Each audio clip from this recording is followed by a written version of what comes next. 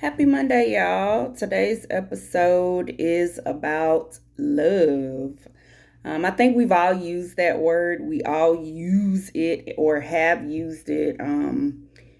But I think love means different things to different people. I think you can probably ask five people what love means to them, and you will probably get five different answers. Even within relationships and marriage, you probably can ask a husband and a wife what love means to them, and you get two totally different answers. So I feel like to start off today's conversation, it's best to start with what God says love is. So one of my favorite scriptures is from 1 Corinthians 13, I think it's verse 4.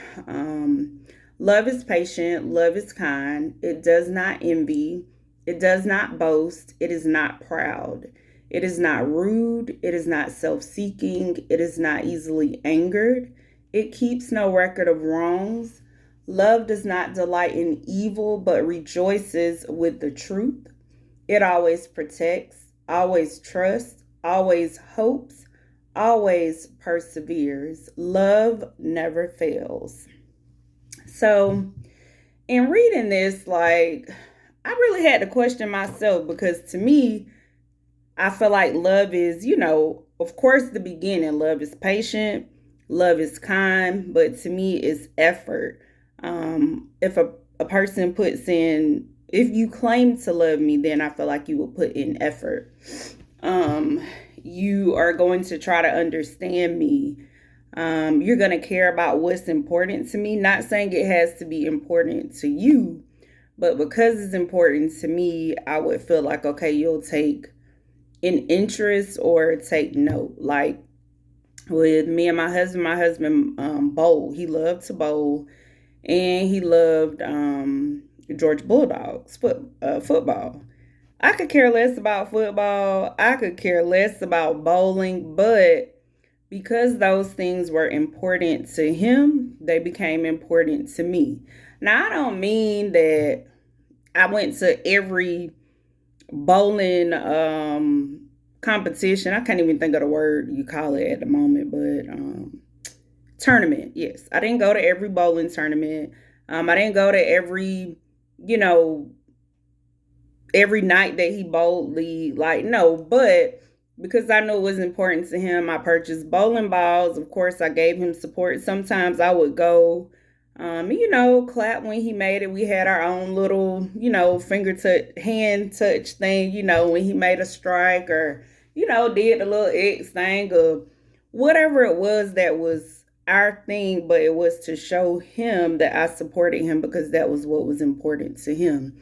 Same with me, whatever I may have been interested in, if it was shoes that I liked or a purse, or he don't care about, he didn't care about shoes and purses, but because they were important to me. And same thing with wine. Like I love trying new wines or a new, whatever it was that I was into. Like I may come home and it's a bottle of wine in the freezer. Now he ain't say I bought you wine. He just be like, can you check that such and such or grab me something from out the freezer just to make me go look in the freezer because it was in there. Or when I got a wine fridge, it would just be in there. One day I might go in there and they didn't even realize he put 3 bottles of something in there, or he saw something new.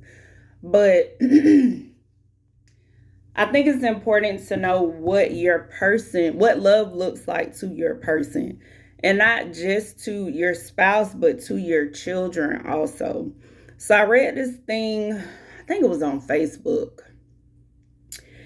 And it kind of said like something about some of us kind of stop at a certain point maturing in wherever we receive how I can't remember exactly how it was worded, but to me I took it to mean like, and it seems to be, whatever you didn't receive as a child or whatever you feel like you lacked as a child, as an adult, that is the thing that is still important to you. And that's kind of what love may look like to you. So for me, for instance, my mom was busy. Single parent. It's me and my sister, and sometimes she worked two jobs. So as a kid, I just wanted to spend time with her. Sometimes I would be like, Mom, let's go out to eat, or let's go to the movies. It's to know I'm 10 years older than my sister. So by the time my little sister got, let's just say like 6, I'm 16. So a lot of things I could do for her and with her without my mom. I could drive, I had a job. So I didn't really have to depend on my mom for anything, but I wanted her time. But of course, if you got two jobs, you're a single parent, she tired. Or she may need to do her own thing, like have some me time. Like she like to, gamble. But that's like, I didn't understand it then, but I understand now. Like that is a stress reliever. That was a way for her to relieve stress. And it was also me time, time away from us, time away from working. Everybody needs that. But as a kid, I wanted her time. So now to me as an adult, what love looks like to me is time. So it'll be times I'm like, Mom, let's go out to dinner or let's go to the movies. And she'll say she didn't want to go, but she would give us the money so me and my sister could go. So as a kid, to me, I'm just like, you just giving me money, kind of blowing me off. To her, I don't think it was that at all. I think she just was tired. She maybe didn't feel like it. Maybe she didn't want to watch the movie I wanted to watch. Because like looking back, there's plenty of movies I watch my kids that I fell asleep on, or it just wasn't my type of movie. But because it was important to them, hold on, I need to get a little light in here. I see it just got dark because my screen went out. But because it was important to them, it was important to me.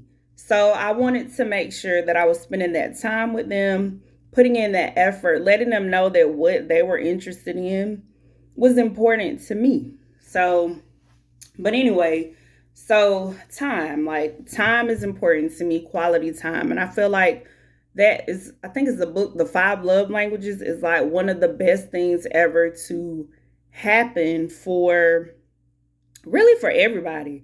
I think it kind of takes a lot of the guesswork out of trying to figure out what your person likes. And for some people, they may not even know what they like, or a lot of people say, I don't know. Like some men are not in touch with what they like or how to express what they like. So I feel like I think it's the 5 love languages. It helps in kind of determining, okay, what's important to them, for them, and for whoever is trying to love them. But so going back to what I said, I feel like if you lack something in your younger years, I feel like that's, for some people, at least the people I know, it seems like that's the thing that is important to them now. So I said, for me, it's time and it's effort. For my mom, like, because it was a lot of them, I think it's like 10 of them, because some have passed, but I think it's like 10, her and 9 other siblings, or 10 other siblings, I think 9. So of course, money, is going to be tight. Food is going to be tight. You're probably not going to get to have the things that you like, the foods that you like often, or maybe even the clothes that you like, or the shoes, or the variety of food, clothing, shoes, whatever. So for my mom, and I had this conversation with her recently, I think like within the last few weeks. I was telling her, for her, right now, as long as my mom's bills are paid and she has food and some type of sport or something that she likes to watch on TV, she's cool. She's happy. She's content. And I said, Mom, I think to you, what love looks like is what you didn't have. And it's kind of the same that I said, for me, what I didn't have. For other people, it may be you didn't get to spend time with your parents. They didn't come to your events. So for those people, quality time is going to be important, and showing up for them in whatever event, whatever they have going on. Some people, it's acknowledgement. Some people weren't heard as a child. For those people, it may be just being acknowledged. Even in the things that, one thing I see with couples as a parent, men like acknowledgement. And it's not just men, but it looks like mostly men. Like when I watch my son, like he has chores or whatever, and he'll be like, Mom, how did it look? How does the floor look after he mopped? Or how does the kitchen look? You know, he needs to hear that it looks good to me, or it's acceptable, or that he did a good job. Um, some men want acknowledgement for taking out the trash, or, you know, if they clean your vehicle, how does it look? You know, just, I think you have to just pay attention to the people that you love and see what love looks like for them. But I will say, in reading this scripture, you know, even just the beginning, which is my favorite part, love is patient, love is kind. Like, I've had to examine how I love people just based off love is patient, love is kind. Ooh, and it is not rude. I have to question me, the people that I love, if this is what God determines love as, or says love is, and I'm not being patient, I'm not being kind, if I'm being rude, you know, does that look like love? Does that make the people that I say love, am I loving them? Does it make them feel love? So this conversation is for really everyone. Even else, I've had a relationship and I just felt like the person wasn't being patient with me. And while they weren't being rude or mean, they weren't being as kind as I felt they should be. But I also, after ending that relationship, had to come back and, you know, talk to myself and say, you know, I really wasn't patient either. I really wasn't kind either. And yeah, I was pretty rude. So I think it's important for our relationships, whether it's a marriage, whether it's mom and child, whether it's boyfriend, girlfriend, whether it's even siblings. How are you showing up? Like, before you say they're not loving you properly, are you loving them properly? Just based off, are you being patient? Are you being kind?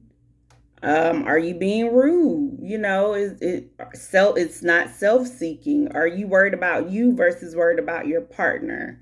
It's not easily angered. Are you very snappy? Do you get an attitude quickly? I know I certainly have. It's something I'm working on, but I just think it's important to make sure that you're showing up the way that you want people to show up for you. And like I said, it doesn't matter if it's your spouse, your boyfriend, your girlfriend, your sister, your mama, whoever it is that you claim to love. Like, if you look at it, if you evaluate you, yourself, not what anybody told you, not what you think, but just really look at your interactions with the people that you love. Do your actions reflect the love that you claim to have for those people? And for yourself. Loving yourself is, I think the first time I heard, like, oh, if you can't love yourself, how do you love anybody else? At first I used to be like, whatever, it sounds good, but it sounds stupid. But really, no. How do you love yourself? Really, can you love someone else if you don't love yourself? How do you eat? What do you eat? What do you drink? Do you work out? Are you getting sun? Are you going outside? Are you saying good things to yourself? What do you tell yourself? Your self-talk. What are you listening to? What are you watching? Like, all of that. How you feel about yourself, I think, definitely will reflect in how you love other people. Be willing to give the love that you're looking for. Because if you are loving someone, whether it's a spouse, a parent, a child, but if you're loving them and you're not giving them what you're looking for, is one sided. So, to end today's episode, I'll end it with the scripture one more time because I think it's important to hear it and I really want you to think about it. Again, love is patient, love is kind, it does not envy, it does not boast, it is not proud, it is not rude, it is not self seeking, it is not easily angered, it keeps no record of wrongs. Love does not delight in evil, but rejoices with the truth.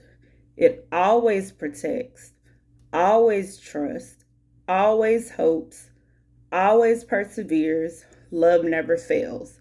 So ask yourself, is that the way that you're loving? And if that's not the way that you are loving the people that you love, you need to ask yourself why. And then what are you going to do about it? So have a beautiful rest of the day and keep smiling.